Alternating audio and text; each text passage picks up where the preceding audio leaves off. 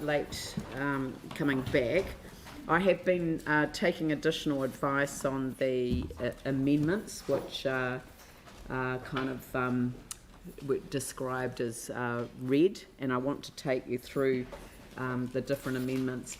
But before we adjourned, Jani Johansson asked me for advice on an example of two things, one which we will proceed with and one which we won't proceed with. And as a result, I think it's actually a very good piece of advice which will help understand the generic issue.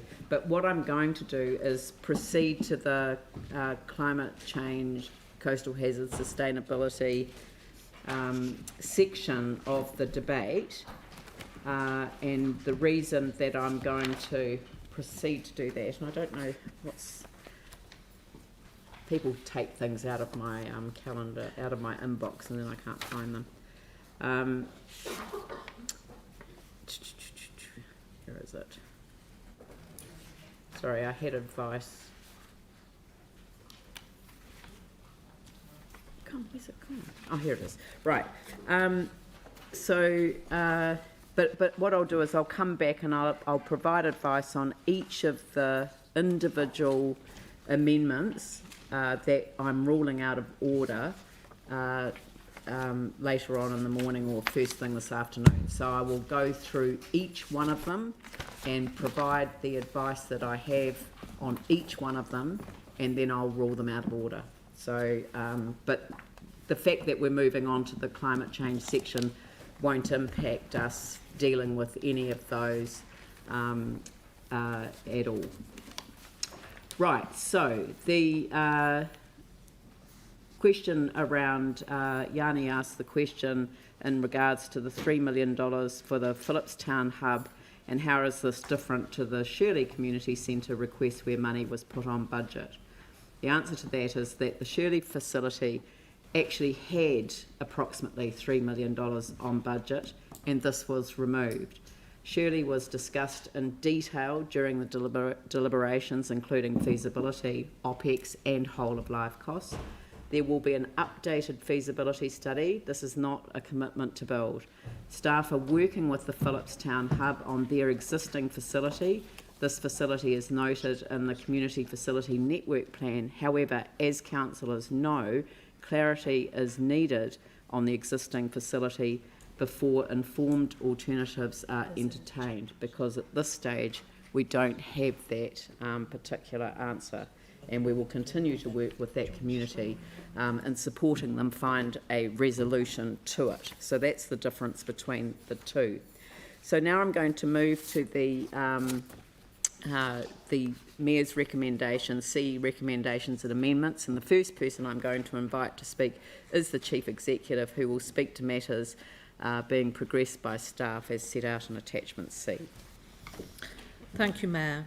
So I'm not actually going to go through line by line through the report because I'm sure you will all have read it. What I wanted to reiterate, though, was we have gone through a very detailed discussion over many, many months. I'm very pleased to hear Peter say that in his 27th annual plans that he's gone through, that this has been the most thorough that he has experienced.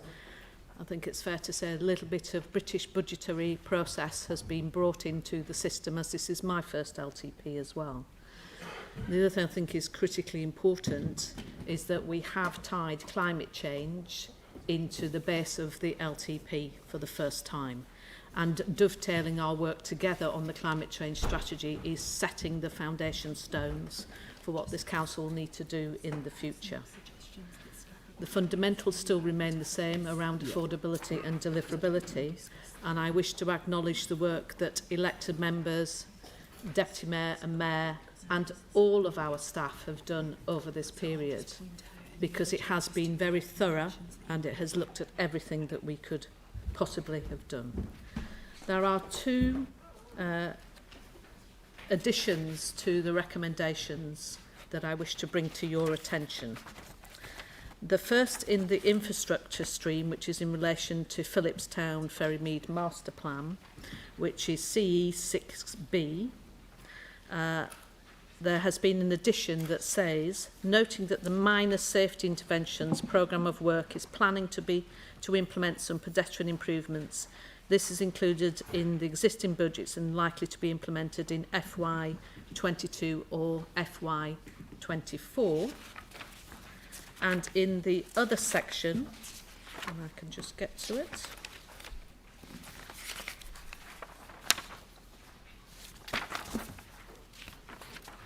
There we are. In the other section, which is headed LTP process review, CE 14, there is an additional 14B, and that the Council requests the Chief Executive to prepare a report to the Council within 2 months on the items that were deemed to be outside of the long-term plan process. In our deliberations and in your debate today, there will be things that ultimately are outside of the LTP, but I do not wish to ignore those. I want to be able to bring suitable advice, whether that's a report, whether that's something that could fit into the annual plan process, or whether in reality it's things we could actually do in year. I want so that I can assure you those matters will be picked up and reported back to Council within 2 months. So that's the only additional elements, Mayor, that I wish to bring to your attention. Thank you. So now we'll move to the resolution. Sorry? Of the Chief Executive on the 2 issues she's just raised. Sure.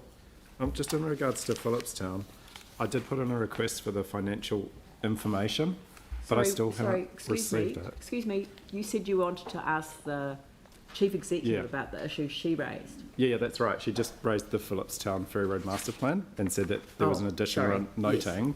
But what I've asked for is actually how much money is currently on budget, what is the cost of that work, and also because, and I've sent this stuff around, quite some time ago, about 3 weeks ago, still haven't had the answer. So I appreciate the acknowledgement that something's going to happen, but I'd really like to understand the budget that's attached to it. And also I put the question about the drainage, because at our board we were told that one of the issues along here is the condition of the drainage.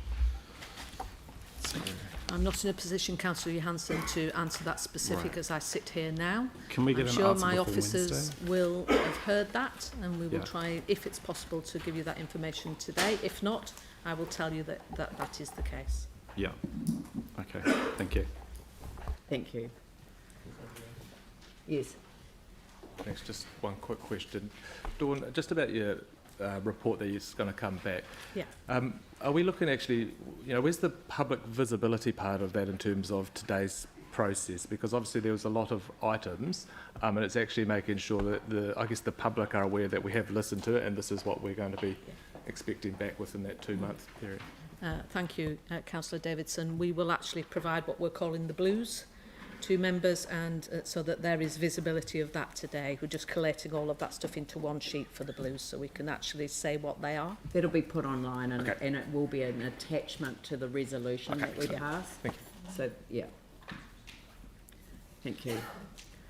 Right. So now we'll move to the first of the generic items, and I'd like to move the Mayor's recommendations. Do I have a seconder for that?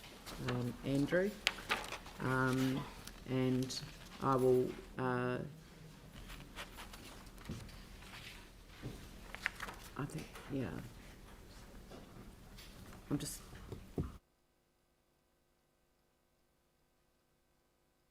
okay. Are there any questions? Right. I'll now we do need to move the amendments. So the amendments need to be moved, don't they? Yeah. Yeah.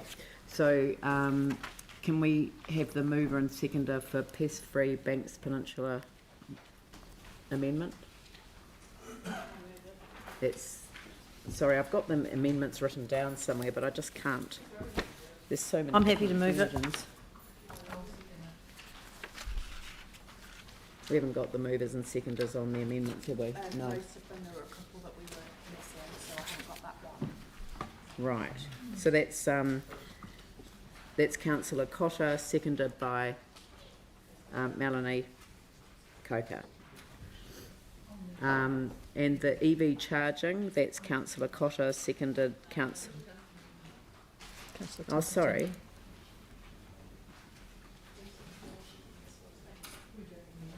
Templeton, and seconder is Jake McClellan. The Biodiversity Fund is councillor Cotter, seconded councillor Coker. Significant natural areas identification, councillor Cotter, second councillor Chen. And biodiversity, no, that one's, I'm not sure if we need some further advice on this one, because I'm not sure if that was included or not. yeah, look, that biodiversity one, that A21 doesn't belong there. It's been put somewhere else, so that comes out. That the council allocates 500k of Capex for regional parks ecology recovery. That's moved councillor Cotter, seconded councillor Davidson. Yes? Right. Okay, so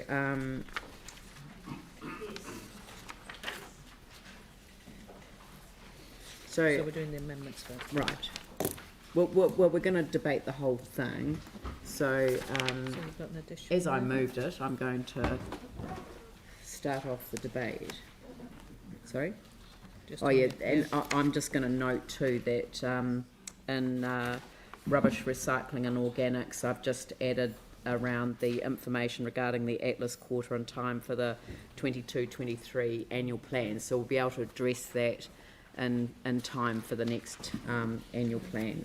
So thank you for those that 3 minutes. raised that. Sorry? Yeah. And 3 minutes Yeah. for everybody else, yeah? So, look, thank you. Yep. So just so we get our process smooth, to start with, just a question around the one you just mentioned, because it had been put by as an amendment and then ruled out of order, but it had been submitted on during the process. So why can that? Can I come back to the ruling out of order later? I mean, I will go through each and every one of them. This one, it is a shame, but in terms of setting the rates, we can't do it. Sorry, sorry, I didn't think that any of the red ones were in that first. I would have thought Grouping. Phil's one around the rubbish was.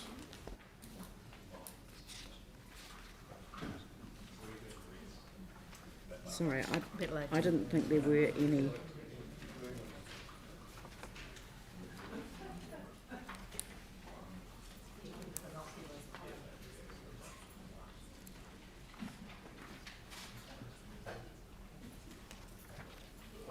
Yeah, so a new rates remission is not an LTP matter. Section 1024 of the Local Government Act provides that a local authority may amend its rates remission policy at any time after consulting on the proposed amendment in a manner that gives effect to the requirements of Section 82, which is a special consultative procedure. We haven't conducted a special consultative procedure. This will all be wrapped into the work that's going to be done in time for us to do so with the annual plan. So that's the reason for ruling it out of order, which I now do on that particular one. Right. Does that mean that you're going to give an explanation as to what's being ruled out of order per chunk, and does that mean that this is now part of this chunk's debate, the Atlas quarter, or is it in rates and remission, which is where I would have thought it was You can debate it there. in this section? You can debate it either which way. You can debate it here and you can debate it there. You can mention it twice. But I've ruled out, I wasn't going to do this here, but it was raised specifically as this issue. I should have perhaps trusted myself and stuck to the fact that there weren't any of the red amendments in this section that required me to comment specifically. So now, I would like to introduce this section of the debate, and I think that this is an extremely important part of our long-term plan. When we set out our letter of expectations to the Chief Executive, which was a message to the organisation as well, We said that risk and resilience was it was the baseline, it was the foundation upon which the LTP had to be built. Climate change and coastal hazards adaptation is a critical part of that. And ensuring that we are able to work in a really collaborative way with our coastal communities is very, very important. And when we think about all of the issues sitting in around what is, our city, a low-lying coastal city, it's very easy when you're thinking about the future in terms of land use planning to look at areas where people don't live. It's very easy to put it into your district plan that we will not build there. But when people already live there, then there are all sorts of challenges that need to be gone through. And we've got a number of communities, they're quite separate communities, all dotted throughout Banks Peninsula and of course along our coastline here alongside the city. These are the issues that we need to work with each individual community in terms of what those adaptation arrangements may well be. I wanted particularly, though, to speak about the Otakuro River corridor, which I'm hoping that we will one day refer to as a sanctuary, as a particular place where people lived, where their lives were disrupted, their homes were devastated, their communities were essentially destroyed.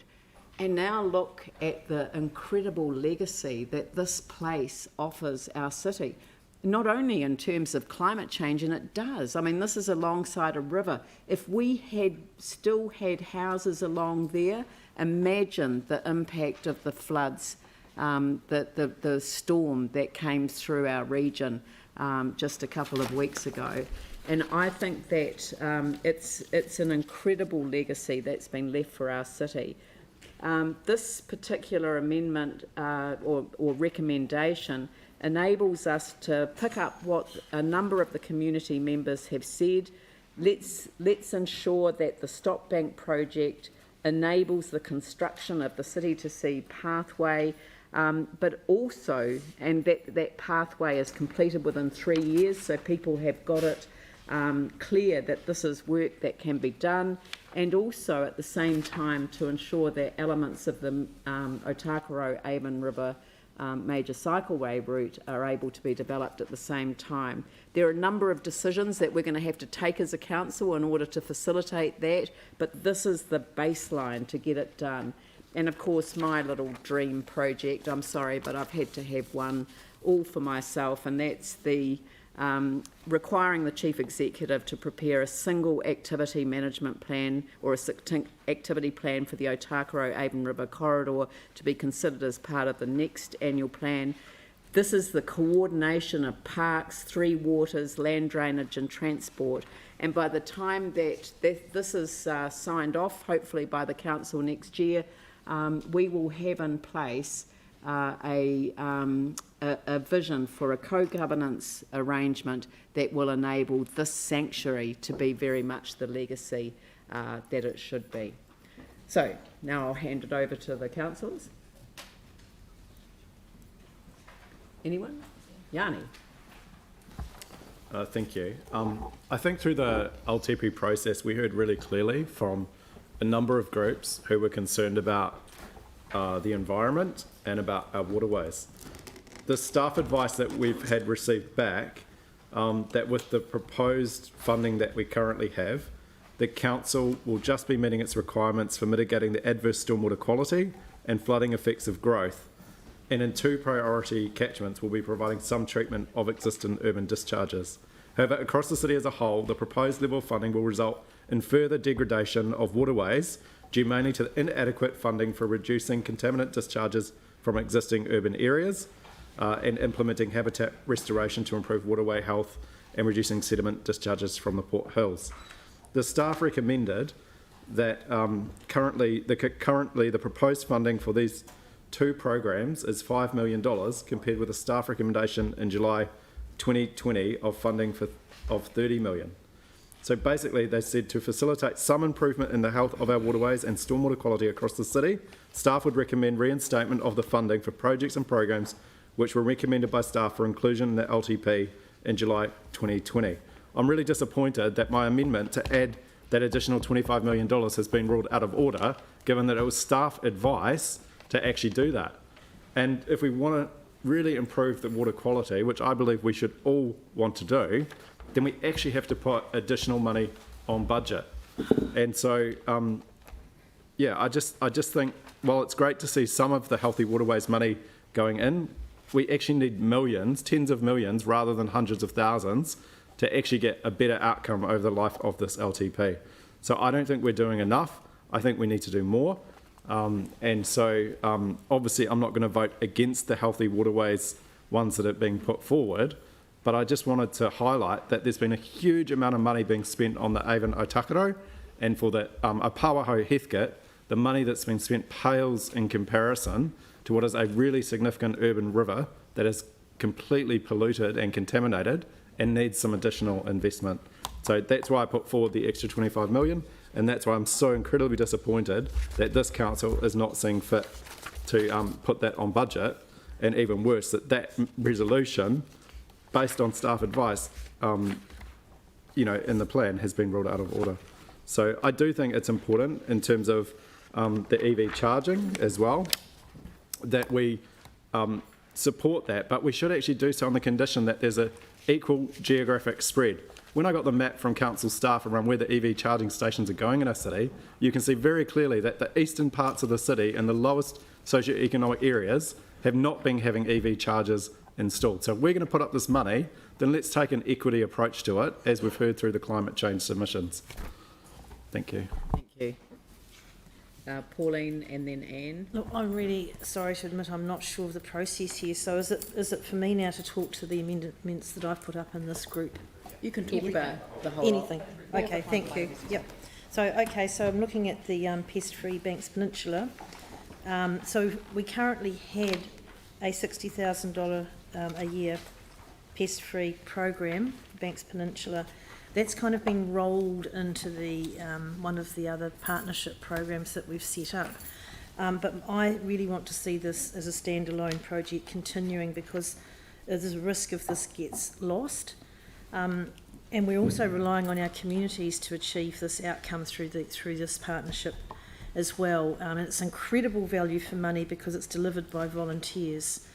So, as I said, it does need to be a standalone fund so it doesn't get lost. If the program stalls, then lots of the previous work would be undermined and threatened.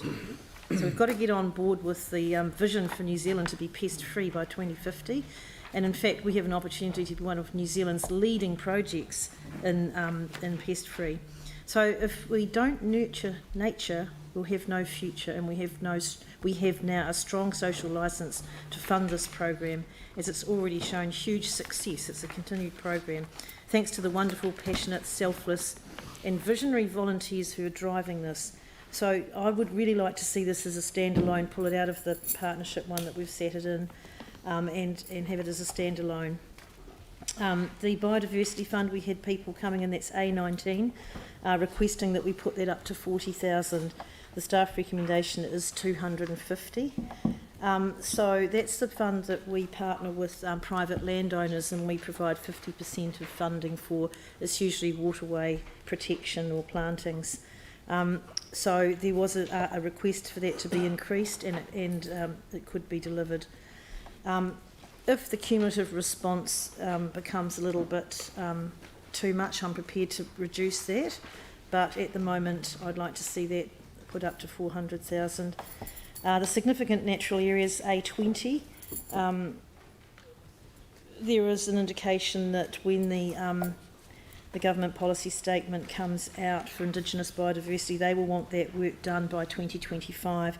So I've put approximately $100,000 or one full-time employee to accelerate the program for council to identify our significant natural areas. This is really, really important work, that we protect our Indigenous biodiversity, but first of all we have to identify it. And then finally, A21, the allocation of 500,000 Capex for regional parks ecological recovery per year. And this is for our public land, whereas most of our other schemes are for private land. This is also for areas outside of Banks Peninsula. There are a lot of areas in Christchurch that we do need to see ecological recovery in. We've got drylands, we've got McLean's Island, we've got the Sticks. The list goes on. We do have a focus on Banks Peninsula, and rightly so, because there's a very active community there. But I would really like to see that supported today. And All good. I agree with Yanni on the EV. I think we need a definite program on where the best places for those are.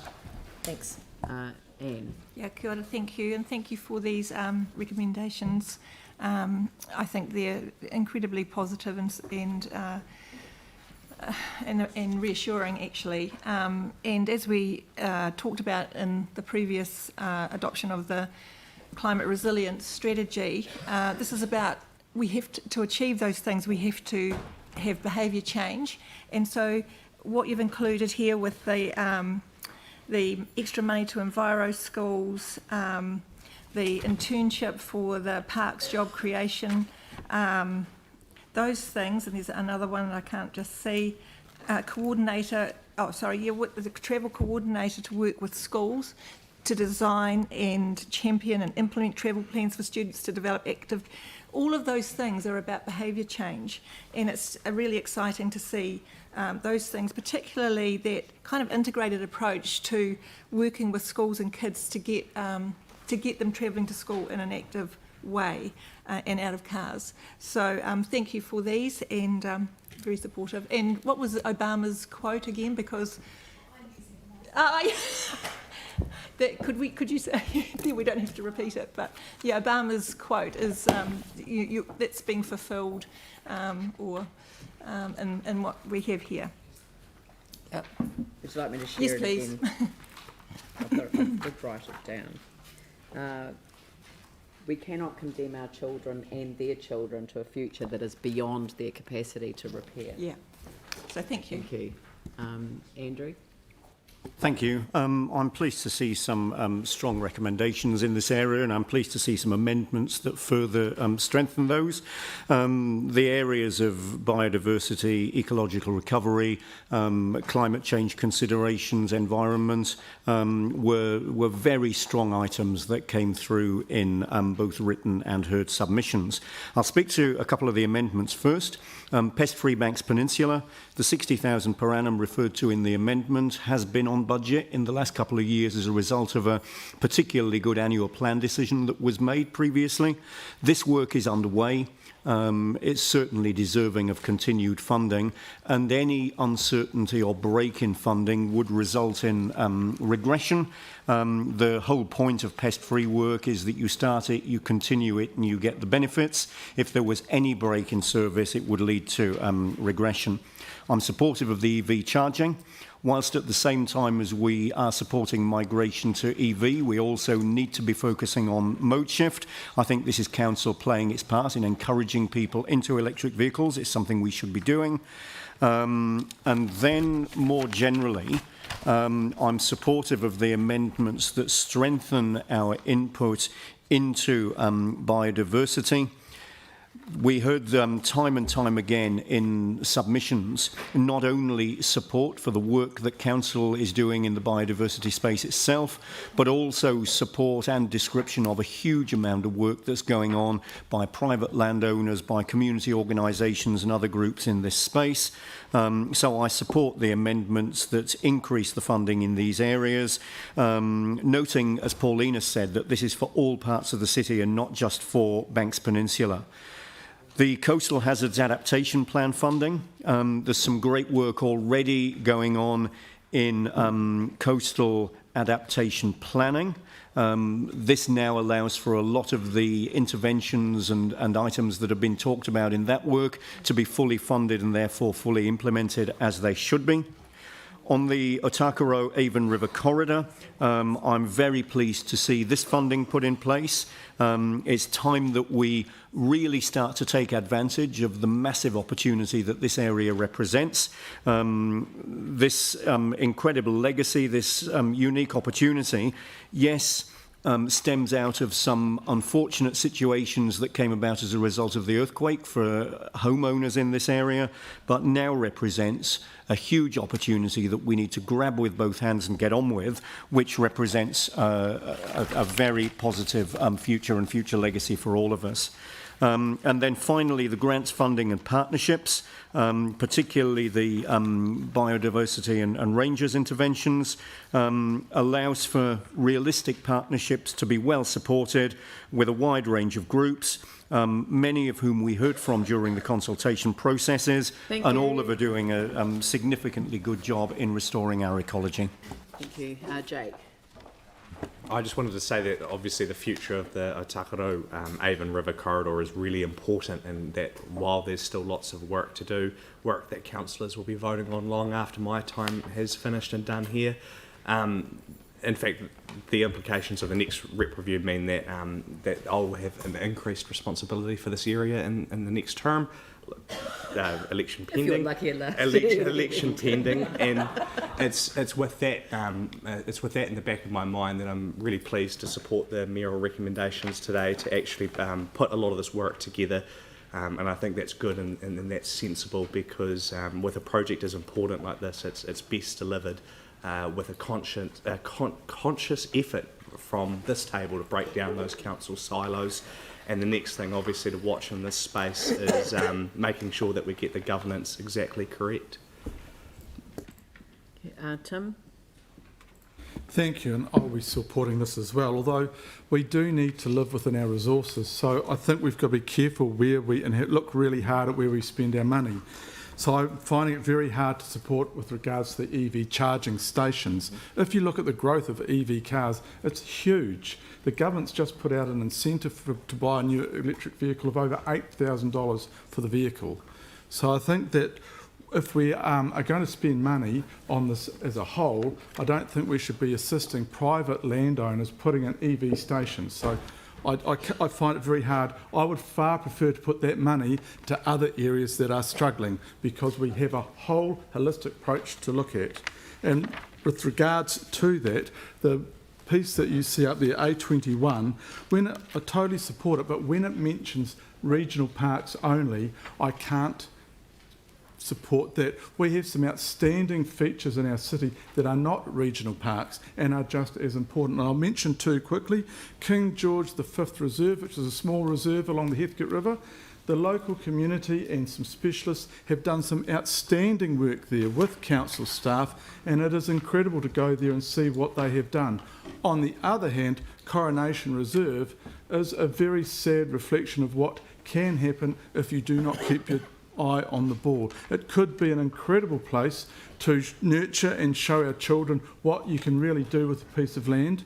And right across the joint between urban and rural along the Port Hills is pest issues right across there. So when we're talking about an individual area, pests don't see the lines that divide a checkerboard of between parts of Banks Peninsula or the urban environment. They move as the food allows and the living is easy. So we should actually have, I think, a better overview of Christchurch Otatahi and its whole environment. So I will be supporting this. I'm struggling to support several things in it. Thank you.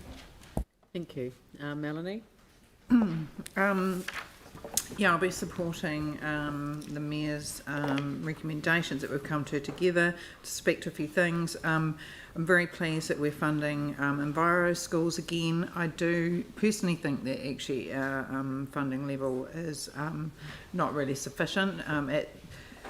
Quick calculation, Selwyn District Council's funding about 49 cents per person towards Enviro schools, whereas we're only giving 19 cents, and we actually have a lot of schools who participate in that. So I would prefer that was more, but I will support it. I am happy with the Healthy Waterways facility for the Apauaho Heathcote, facilitator for the Apauaho Heathcote, and I'm particularly pleased about the new urban park ranges, the 3 new ones that we will have that will be able to work in places like Coronation Reserve, because we currently only have 2, and this is more, it's doubling the number across the city, and they're oversubscribed as it is.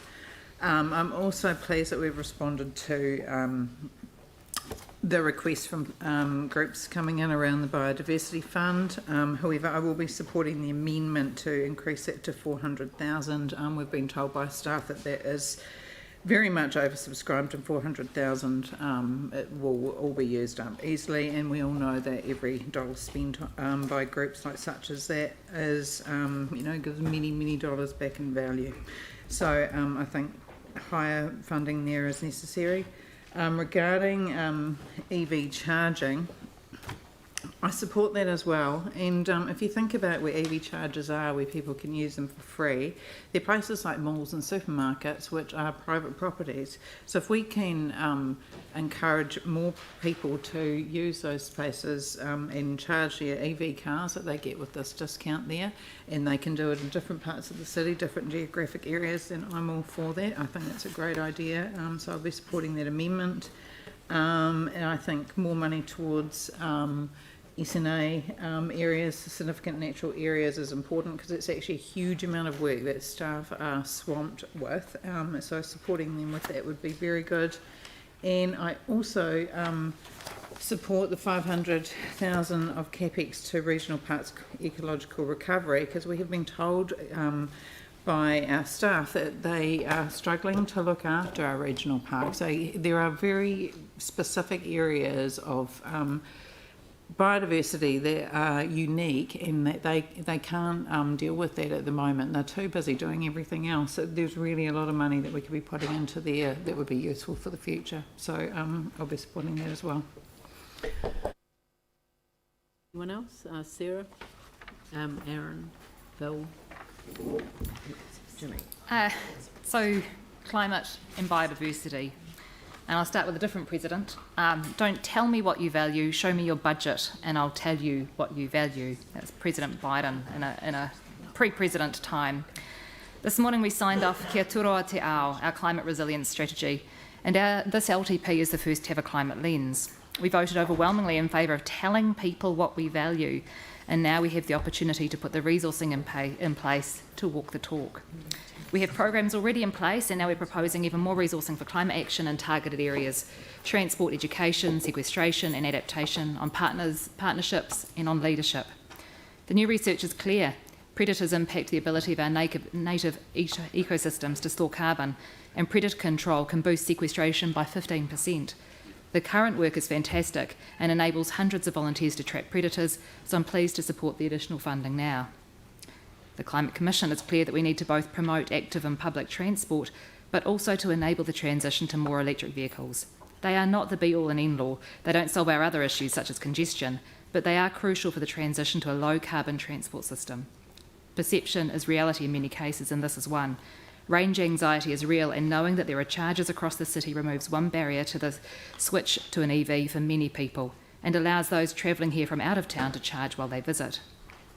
The Climate Commission's final advice was very clear, that more public charging infrastructure was needed, specifically to support those properties going in with no off-street parking in our urban areas. As a council, we've been working with businesses across the city to install publicly available EV chargers installed on private property, and a small grant has been available for them to nudge them across the line through the old cafe funding. And I think that I'd be really happy to ask staff to make sure that we look across the city at where the gaps are and to actively work towards filling them.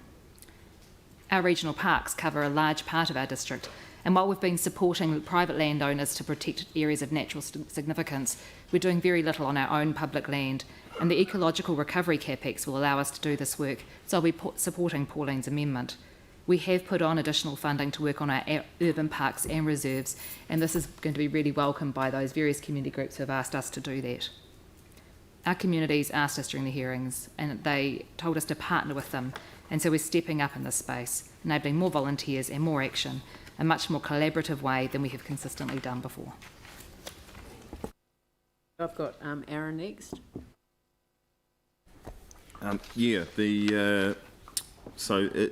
Majority of things here to support obviously makes sense. I do have some sympathies for what Councillor Johansson raised around the Heathcote River. Certainly this council's dereliction of duty for many years on taking care of that waterway is unacceptable. We look after lots of other waterways and get them in really good shape, including one in my ward that won an award for the best improvement in the country. It'll be great if this council one day gets to pick up an award for that when it comes to the Heathcote, and it should be a goal of everyone at this table. The others around rubbish and recycling, I think as a council we've still got a lot of work to do to lift our game on rubbish and recycling. We need to do a far better job. When we're told that glass is crushed up and put under roads as a filler is recycling, I'd have to call that one out. Most people, if you ask them, when they put their glass in a recycling bin where they think it's going, they think it's being melted and turned back into glass to be reused, because that is the form of recycling we learnt about at primary school. But as a council, we dump it under roads as a filler. It doesn't have a value. So we need to lift our game in recycling. We can do much better. The EV charging one's an interesting one, because I'm assuming we all got the email last week. I certainly did, from a bloke who owns an EV and gave us a bit of a schooling on it, and said that he also charges his at home using solar, and that's the only place he ever charges it. So why would we be putting in charging stations anywhere else? The average EV has a range of 150 kilometres, and in New Zealand the average use is 30 kilometres. So charge it at home. It's your car, it's your money, or at work for free like Jake does. Aaron? Sorry, Phil.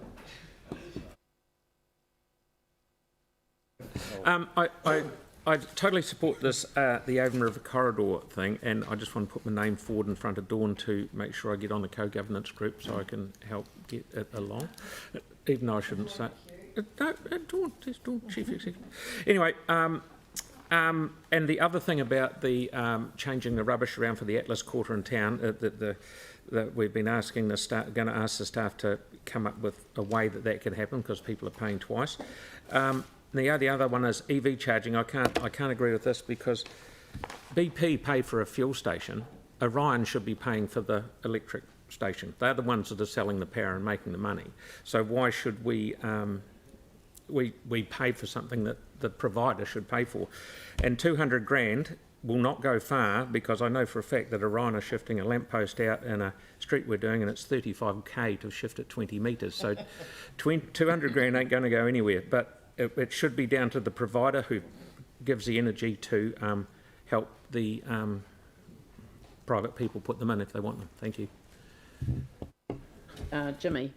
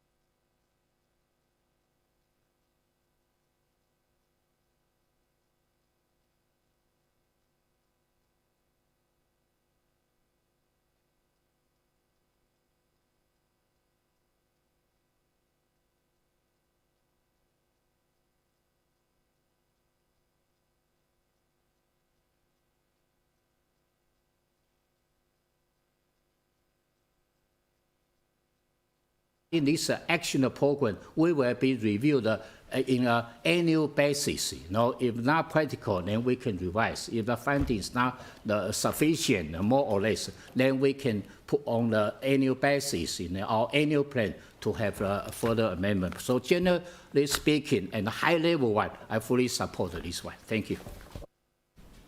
Thank you. Anyone else? No? James.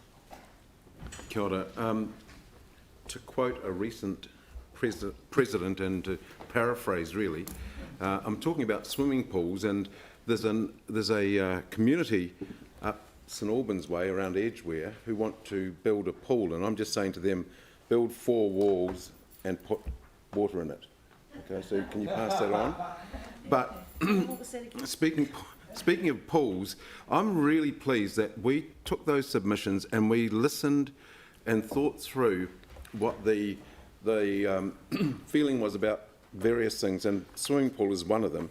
I'm talking about wharenui, of course. Really into that subject yet. We're having separate debates. We're on the sustainability, climate change, we're not there coastal yet. hazards, Well, the Otakuro Avon River corridor. Sustainability of the swimming pool. No, it's a separate Okay, debate. if you want to go more free flow in terms of the river, of course I'm very keen for that to be sustained and turned into a sanctuary. The other one that I was going to mention is the EV charging, and it was mentioned that most people, and I use an EV regularly, and the fact that most people only travel 30k a day. Now, the thing is that they should really cycle, and you would if you had safe cycleways. So I'm supporting more money being put into cycleways. The other thing about the EV charging, I'm very, very supportive of the idea that we put more infrastructure in place for EV charging. But I do recognise, as someone else said before me, that a lot of people charge them at night. So thank you for the Mayor's recommendations, all of which I support. Thank you. Is there anyone else?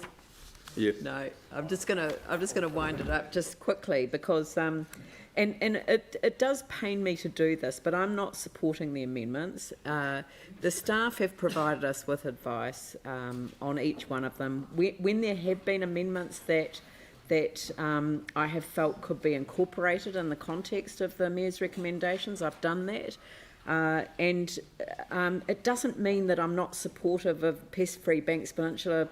I am very supportive, but there is money available within the Environment Partnership Fund, and we could have ring-fenced it, and maybe that's something that if it doesn't get allocated, people will want to do in the future.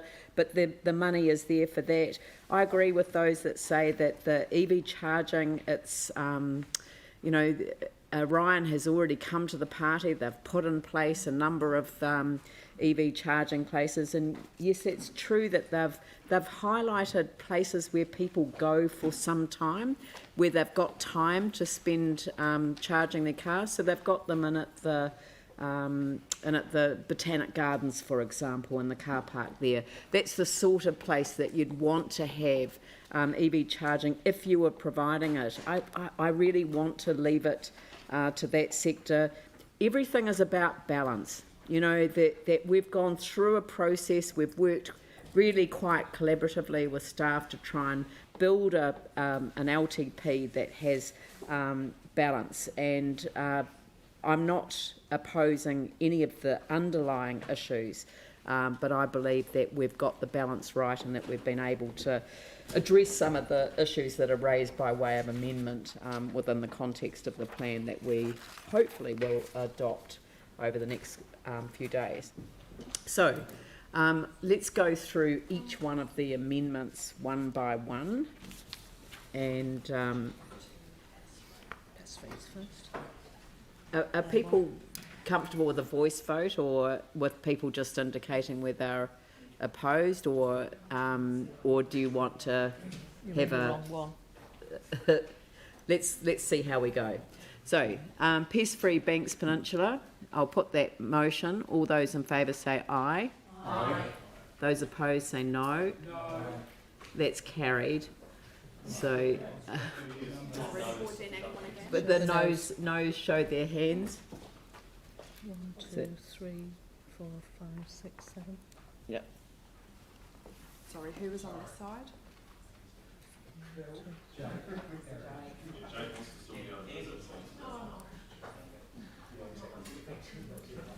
Yep. That's carried. I'll put the EV charging one. All those in favour say aye. Aye. Those opposed say no. No. That's carried. Same hands, is it? Yeah, fairly good. All right.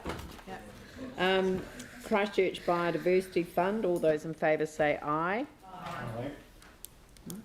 Those opposed say no. No.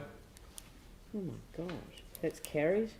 Can do we want them recorded? Yeah, we are recording. I think Yeah. we should record. Those opposed. LD. Oh, there's Tim's. Well, this is one of the orange 7. ones, so yeah. And the next one's an orange one as well. So that's carried. I'll put the motion. All those in favour say aye. Aye. Those opposed say no. No. This is A20. Yeah, A20. this is A20. So I can't tell. So those in favour, put up your hands. 1, 2, 3, 4, 5, 6, 7, 8, 9, 10. Yeah, no, that's carried. Those against? Oh, yeah. Okay, those against. Those are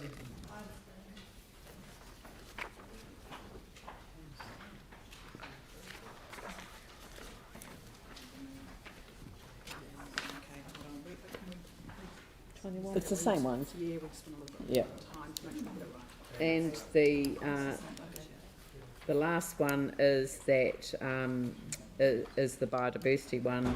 Oh, no, sorry, it's the regional parks ecological recovery one. I'll put that motion. All those in favour say aye. Aye. Those opposed say no. No. That's carried. Show of hands. Show of hands for no. So it's on Leanne, James. I don't need to have my name recorded. I mean, but because I don't believe in it, I have to speak in favour of all these things now. So.